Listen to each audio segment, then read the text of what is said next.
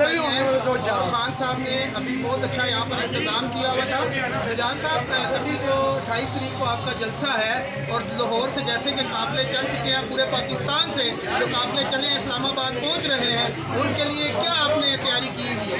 हमने यहाँ पे सब दोस्तों को दावत दी है। इंशाल्लाह बड़ी तादाद में तकरीबन हमने 10 हज़ार आदमी का इंतजाम करके साथ लेके जाएंगे सरकार तक, और जो रैली पीछे आएगी उसका हम यहाँ कुछ हम देखेंगे और फिर उस रैली के साथ हमारा काफिला जो है वो सरकार। अभी शेख रशीद साहब को बड़ी परेशानी लगी हुई है कि आप खाली जलसा करेंगे या धरना भी देंगे?